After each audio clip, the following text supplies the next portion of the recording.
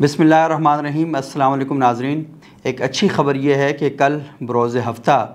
कुर्म एजेंसी की तरफ काफ़िले अब रवां दवां होंगे और खैबर पख्तूनख्वा की हुकूमत के जो तर्जुमान हैं बैरिस्टर सैफ़, उन्होंने ये खुशखबरी सुनाई है कि कुर्म एजेंसी की तरफ कल काफ़िले जो हैं उसके लिए तैयारी की जा रही है और जो एपेक्स कमेटी है उसके फ़ैसले की रोशनी में कुर्म एजेंसी को असलहे से और बंकर से पाक कर दिया जाएगा। हमारी दुआ है कि अल्लाह करे इसी तरह हो, लेकिन वहाँ पर जिस किस्म की फ़िज़ा है, जो इत्तलात मुझे मिल रही हैं वहाँ से, तो कुछ लोग ज़्यादा मुतमईन नहीं हैं। मेरा ख़्याल ये है कि हुकूमत की तरफ से एक बड़ा जरगा बनाना चाहिए पाकिस्तान की तमाम सियासी और मजहबी जमातों के सरबराहान का, जो बाकायदा वादी कुर्म में जाए और वहाँ जाके अहले सुन्नत के ज़ख्मों पर मरहम रखे, अहले तशय्युअ के ज़ख्मों पर मरहम रखे, और ताकि वहाँ पर एक ऐसी सूरत हाल हो जिसमें पाकिस्तान की फ़ौज के साथ साथ पाकिस्तान की जो सियासी जमातें हैं, पाकिस्तान की जो मजहबी जमातें हैं, वो सारी वहाँ पर मौजूद होनी चाहिए। और मैं आपको ये लिख के देता हूँ, अगर ये ना हुआ तो वहाँ पर कोई अमन वगैरह कायम नहीं होगा। आप कुछ दिन बाद दोबारा इस तरह की ख़बरें सुनना शुरू हो जाएंगे। ये मैं आज के इस वीलॉग में बड़े वाज़े तौर पर कह रहा हूँ, क्योंकि ग्राउंड की जो सूरत हाल है मैं बहुत अच्छे तरीके से वहाँ से बाखबर हूँ, और वहाँ से जो मुझे ख़बरें मिल रही हैं, ये मीडिया के ऊपर जो ख़बरें आ रही हैं वो और हैं, और जो ग्राउंड पर ख़बरें हैं वो कुछ और हैं। आज खैर बहरहाल वहाँ पर लोग परेशान से हैं, लोग ये कह रहे हैं ये क्या मुआहदा है और ये किस किस्म का मुआहदा है, लेकिन बहरहाल हुकूमत और मीडिया इस मुआहदे को बड़ा उछाल रहा है। अच्छा, दूसरी जो इम्पॉर्टेंट ख़बर ये है वो ये है कि तहरीक इंसाफ के मुज़ाकरात के ऐलान के साथ ही गुज़श्ता रोज़ आपको पता है कि तकरीबन 19 के करीब लोगों की सज़ाएँ माफ़ की गई थी, और आज 26 नवंबर के एहतजाज के दौरान जो लोग गिरफ़्तार हुए थे उनमें से 250 जो मुल्ज़मान हैं उनकी दरख्वास्तें भी मंजूर कर ली गई हैं। यानी 9 मई के एहतजाज में जिन लोगों ने हिस्सा लिया था उनमें से 19 लोगों को जो सज़ा दी गई थी उनकी सज़ा आर्मी चीफ साहब ने माफ़ कर ली है, और जो 250 के करीब मुल्ज़मान 26 नवंबर के एहतजाज में मुलव्वस थे उनकी जो ज़मानतें हैं वो भी मंजूर कर ली गई हैं।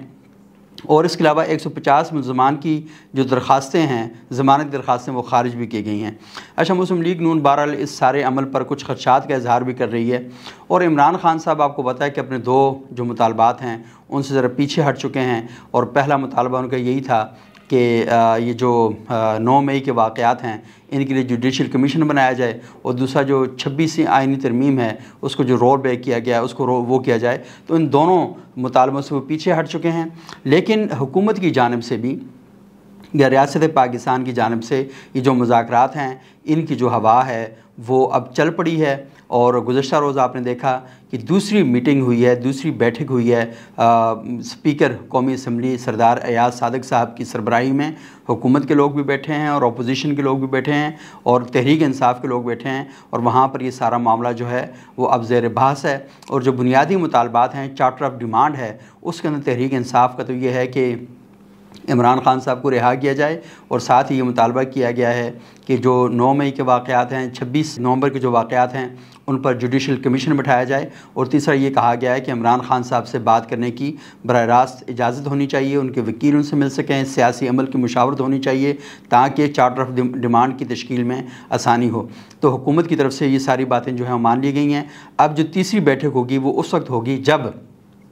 इमरान खान साहब के साथ तहरीक इंसाफ के वकला की मुलाकात होगी, तहरीक इंसाफ के सियासतदान जो सियासी रहनुमा हैं उनकी मुलाकात होगी। उसके बाद इस बात का अंदाज़ा है कि अगले हफ्ते एक मीटिंग हो सकती है। लोग बड़े हैरान हैं, परेशान हैं कि जिनके बारे में ये कहा जा रहा था कि 9 मई में मुलव्वस जो लोग हैं उनको किसी सूरत में रिहा नहीं किया जाएगा, उनके साथ सख्ती से निपटा जाएगा, उन लोगों को रिहा किया जा रहा है, जज्बा खैर सगाली के लिए रिहा किया जा रहा है। तो इसका मतलब है कि कहीं ना कहीं कुछ ना कुछ पक रहा है। वो जो पक रहा है उसकी जो बुनियादें तलाश की जा रही हैं वो 2 चीज़ों में तलाश की जा रही हैं। पहला तो ये कहा जा रहा है कि ट्रंप जो अमेरिका में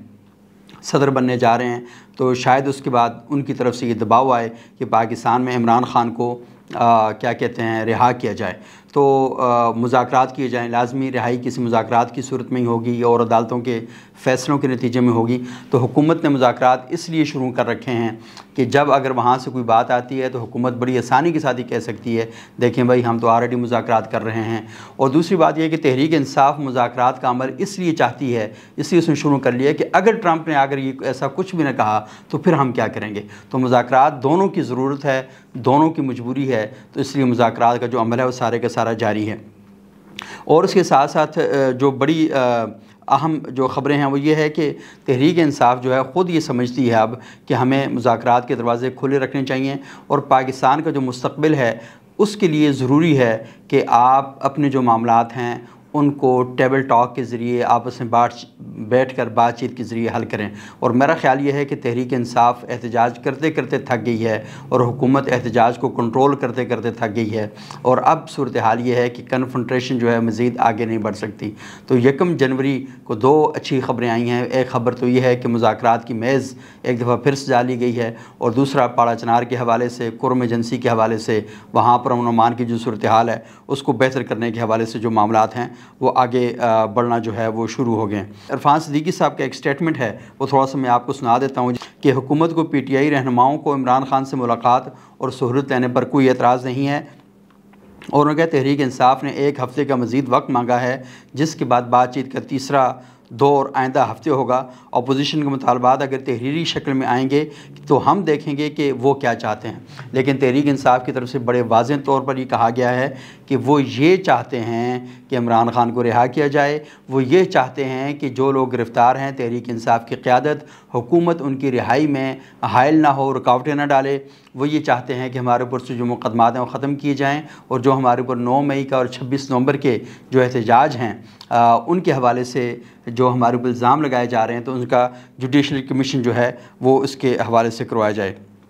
तो अब सूरत हाल ये है कि ऐसा लग रहा है कि आलमी हालात की वजह से, मकामी हालात की वजह से, मुल्क की माशी सूरत हाल की वजह से और फिर और बहुत से मसाइल जो हैं, इंडिया के साथ भी कुछ ना कुछ पंगेबाजी चल रही है लेकिन अफ़गानिस्तान के साथ भी सूरत हाल बेहतर नहीं है, ईरान के साथ भी मामलात सेट नहीं चल रहे। तो